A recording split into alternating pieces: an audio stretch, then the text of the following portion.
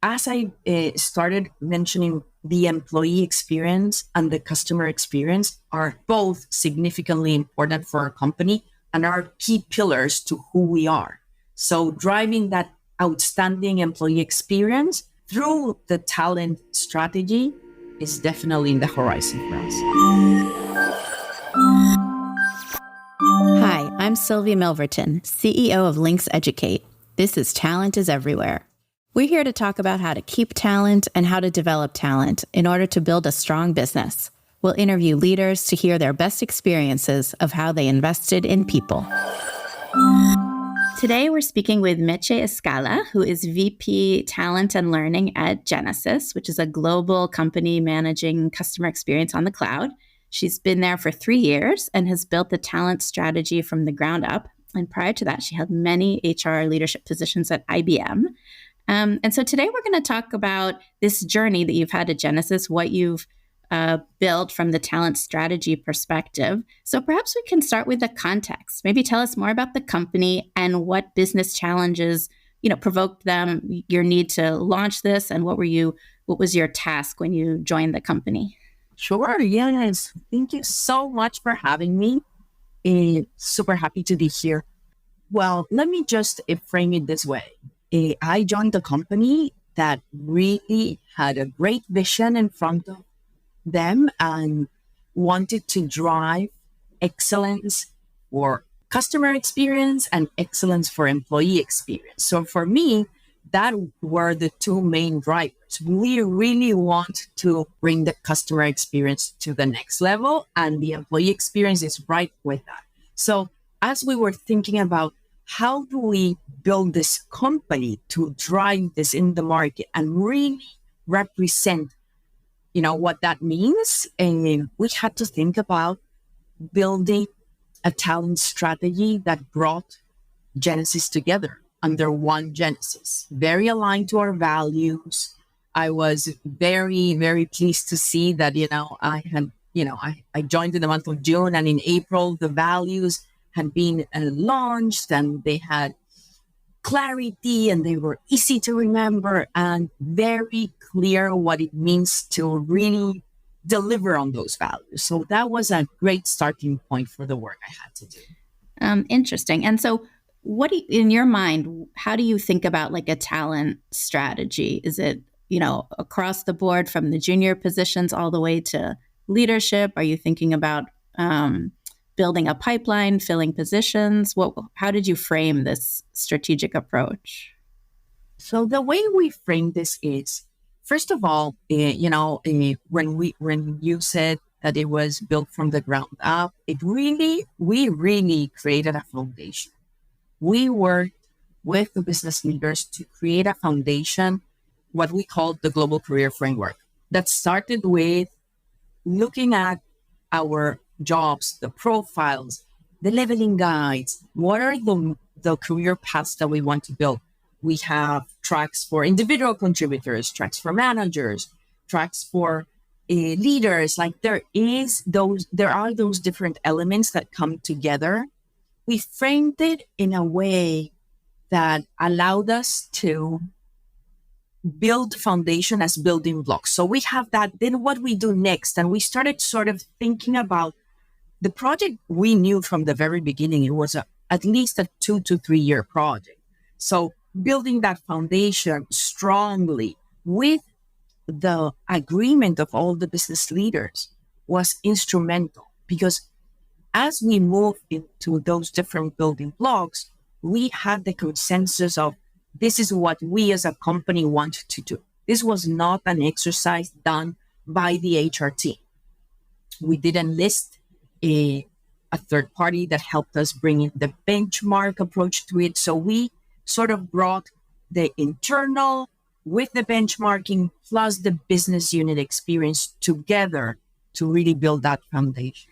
And how do you think about, like, when you were working on this, how did you balance between, mapping out career paths, but not really getting bogged down in all the details and in lists of competencies? Like, how did you keep it to a high level where people could see a vision and where you were still able to, do your day-to-day work?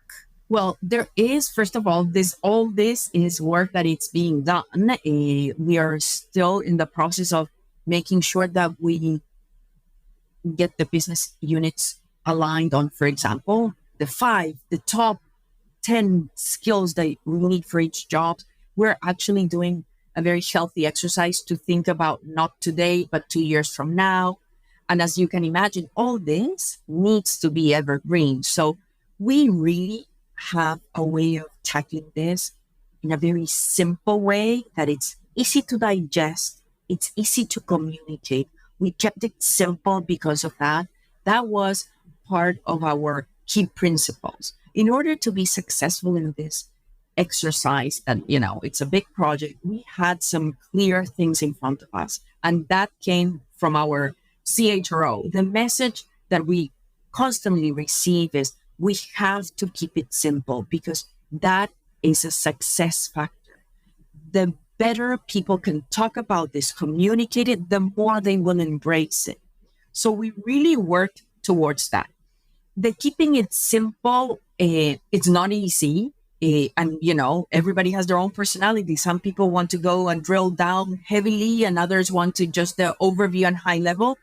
We found a way of bringing those things together while we shared the value of why we needed to do it this way. And the biggest value, this is the change management component of this. All this requires an enormous amount of change management, which means bringing along the whole company, employees, managers, senior leaders.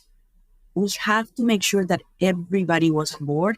And if we kept it to that simple way of, it was not minimizing the effort. It was on the opposite, because in order to get to those simple 5, 10 skills, there's more work to be done to have agreement on that. But we wanted to really keep it simple for that reason. Yeah, that's so good. And I'm always interested in the tactical and practical ways. And so presumably you had different internal communications tools, you were sending, emails, and you would have meetings with managers, but in concrete terms, where did you put this? How did you think about it in your LMS and an LXP? Did you have it in your overall HRIS system? How were you able to roll this out so that people could see the simplicity that you built? Well, we started, we actually were, we were in the process of transforming while we were doing this. So we had the opportunity to actually build all this at the beginning within our HRIS system, but we moved to Workday, and we actually now leverage Workday for everything that we're doing. So all the skills are on Workday, the job profiles, everything is on Workday. So we're leveraging Workday as our tool across HR. Okay. And then you can use that across all companies. And then people, I assume, are able to see what are the skills required for their current job? What would be the next job? What are the skills missing for them to be able to get to the next job? Is that right? That's where we are heading. Yes, we just started with populating the skills on Workday so we can have the job profile to skills ready by the end of this year. It will be visible. The talent optimization module in Workday will allow that. We're gearing towards that. It's been a great exercise because we also can link it to personalized learning journeys. We also have our LMS on Workday. So it's really coming together very nicely. It's going to be a seamless experience for employees. We're able to really leverage the power of AI within Workday.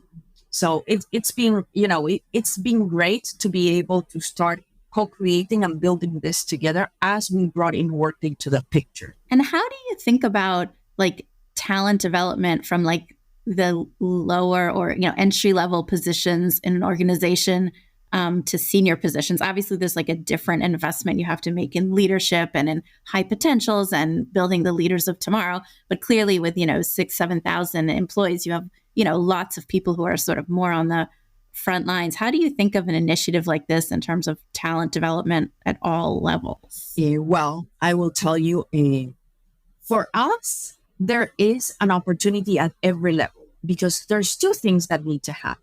And, they're part of our North Star. No? As we think about skills, skills, first of all, goes across the board. It touches everybody. And our main focus, and this is where a tool like Workday is helping us, is we really need to drive skills clarity and readiness. People need to understand what they have today, what is needed for their job, and what will be needed maybe in the future or for internal mobility. So that clarity is what we're working with, starting with that. That on its own is linked to growth and development.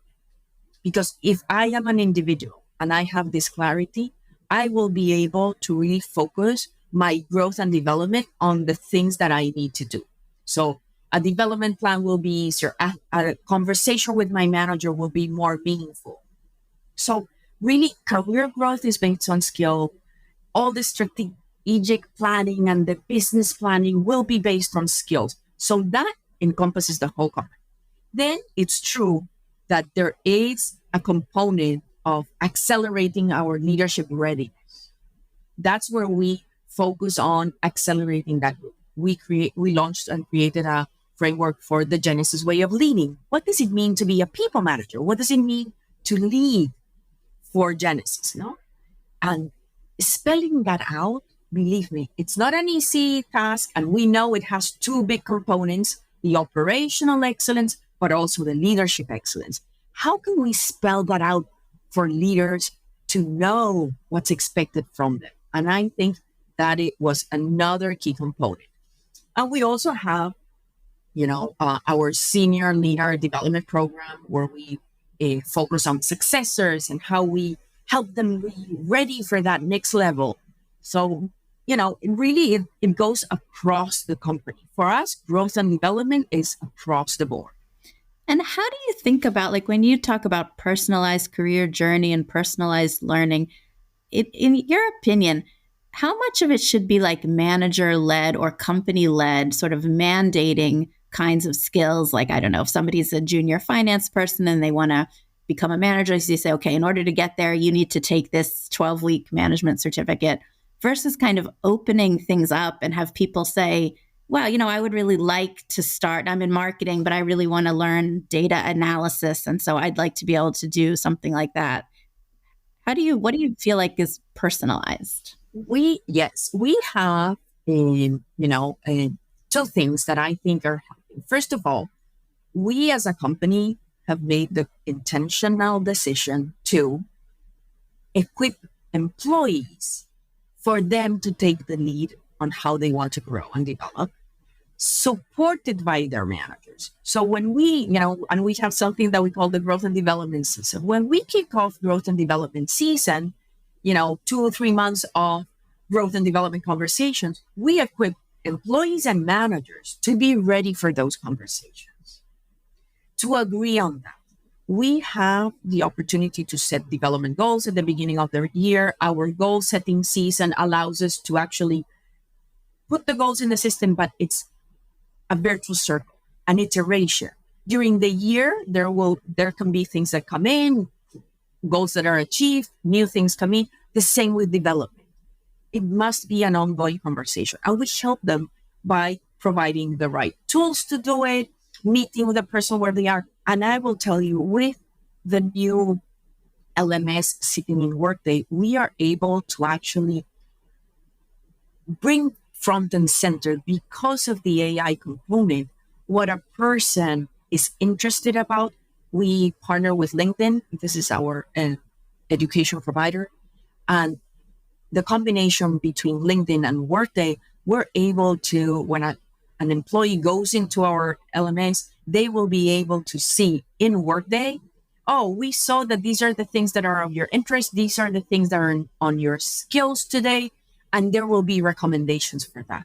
So there's a lot of opportunity on the personalized space. The beauty of having a tool that allows not only employees to plug in development, but managers, peers, really expands the opportunity of the personalization. And I will tell you, we're just starting. We just started the Workday journey. And, as we start growing with the tool and our team really working close with the business, this is going to be just a boosted experience. Yeah, no, definitely. And thinking through, yeah, because there's always a balance of how much it's like hand raising versus shoulder tapping, right? Like how much can someone have enough experience to build their own journey? So yeah, it'll be interesting to see how AI is like helping us, know what we don't know. And actually, I will tell you, managers have a lot to add to the table in those growth and development in sync conversations. When they connect, they talk about, that's where, the employee and the manager could really think together. And if we equip them with the right tools, the right content, they will be having more meaningful conversations. Yeah, that makes sense. And how does this link? I saw on LinkedIn that you and Genesys speak a lot about inclusion and diversity, gender diversity, race, different backgrounds. To me, it would seem like an initiative like this of really like democratizing and making wide access to learning and talent development fits in with that. But maybe you just take a moment to say like how your role is supporting those goals of the company. One thing I must say is here at Genesys, diversity, equity, and inclusion is lived across all programs. It's part of who we are. So you will see not only that there's learning about those topics and we train managers and there's information for them and all that, it's the beginning of it. It's how we infuse that as part of our programs. And what we just did with a global career framework, the clarity on skills. And I will tell you, one of the biggest outcomes of having a skills-driven talent strategy is that it really minimizes bias. Because we're really focusing on the skills that a person can bring to the table. So it's a great opportunity to help everybody, employees, managers, look at this from a different lens. And that is what I mean when we start thinking about how we weave diversity, equity, and inclusion as we design programs.